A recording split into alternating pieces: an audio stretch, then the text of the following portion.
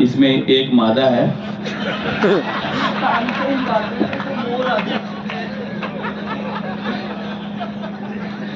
आप जब आते हैं तो देखो कैसे कैसे श्रोता आ जाते हैं। तानसेन के टाइम में और आते थे। बहुत अच्छा संचालन कर रहे हैं आदरणीय बुद्धि प्रकाश जी, और उससे भी अच्छा आप लोग सुन रहे हैं। बहुत खुशी हो रही है यहाँ आकर। पहली बार यहाँ आई हूँ, बार बार आना चाहती हूँ क्योंकि श्रोता इतने अच्छे हैं। जब पहले कवि ने काव्य पाठ किया तो 4-5 लोग उठकर चले गए, दूसरे कवि ने काव्य पाठ किया तो और 4-5 लोग उठकर चले गए, बावरा जी ने काव्य पाठ किया तो 8-10 लोग उठकर चले गए।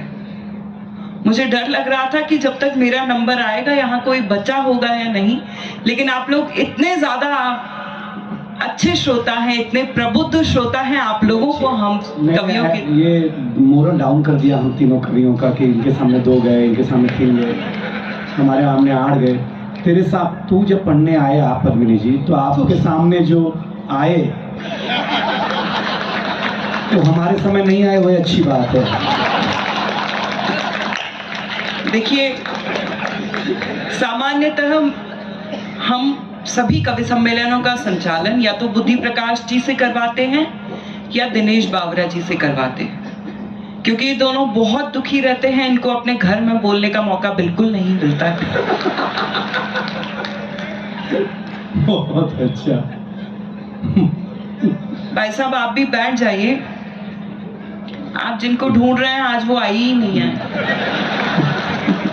अब तूने उन्हें भाई बना लिया तो इस जन्म में तो नहीं बैठेंगे।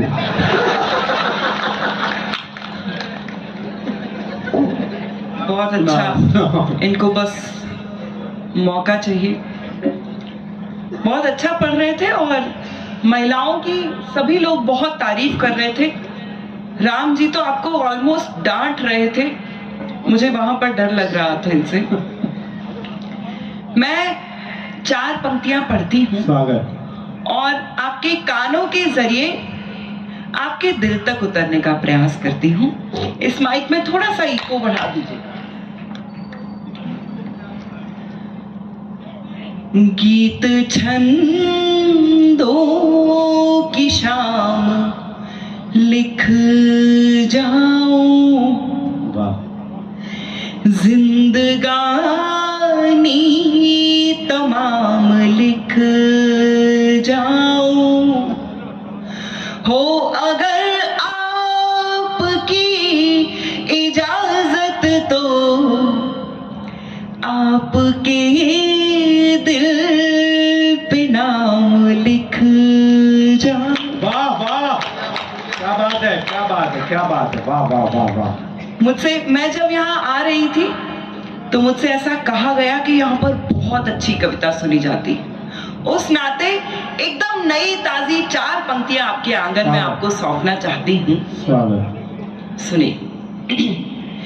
कभी कभी धरती महकती है, कभी अंबर महकता है, कोई मौसम है जो सांसों में रह रह कर महकता है, कोई मौसम है जो सांसों में रह रह कर महकता है।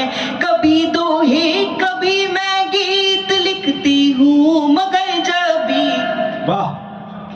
कभी दोहे कभी मैं गीत लिखती हूँ मगर जब भी तुम्हारा नाम लिखती हूँ तो हर अक्षर महकता है, तुम्हारा नाम लिखती हूँ तो हर अक्षर महकता है।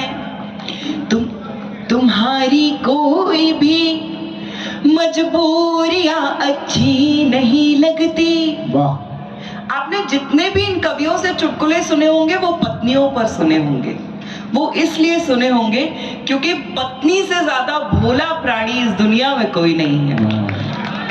और यहाँ जो महिलाएं बैठी हैं वो अपने ऊपर चुटकुले सुन के भी हंसती भी हैं और ताली बजाती है। मैं उनको सैल्यूट करती हूँ।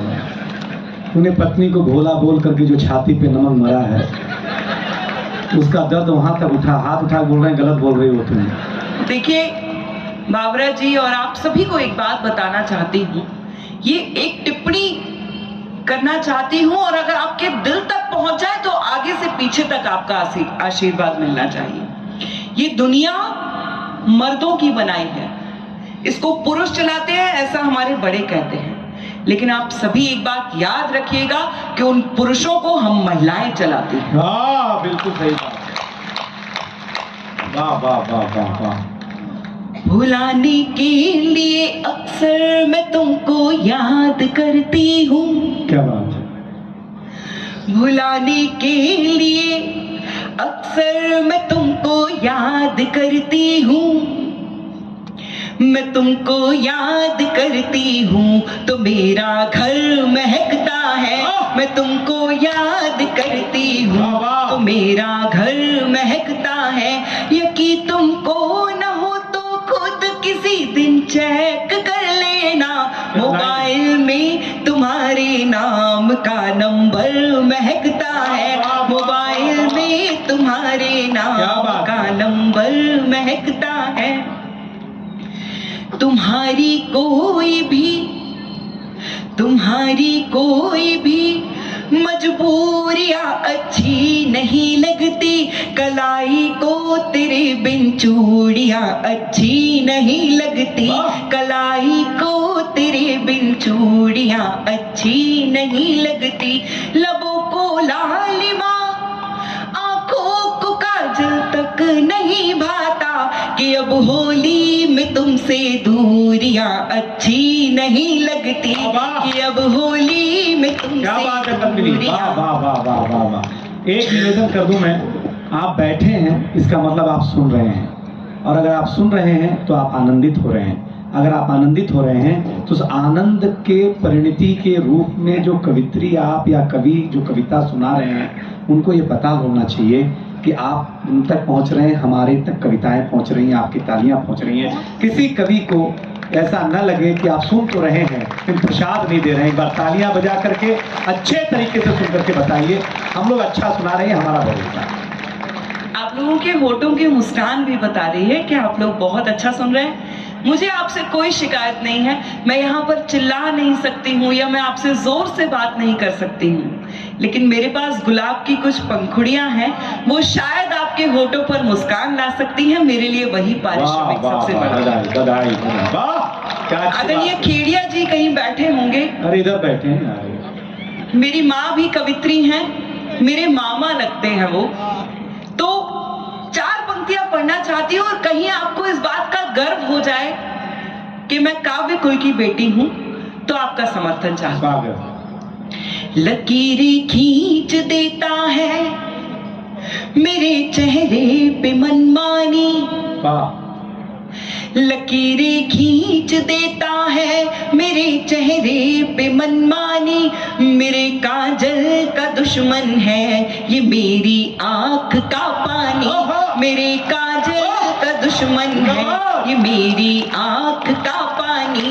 तड़प उठता है राजा मेरे गीतों की सदा सुनकर, मेरी आवाज में गाती है कोई हीर दीवानी, मेरी आवाज में गाती है कोई हीर दीवानी, मेरी आवाज में गाती है कोई हीर।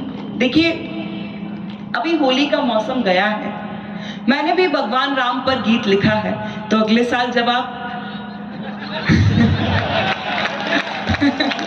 लेकिन देखो एक तो अभी होली का मौसम गया नहीं है, हमारे राजस्थान में होली का मौसम जाता ही नहीं। राजस्थान में तो जब आज्ञा खोली होली। देखिए होली का मौसम गया नहीं है, लेकिन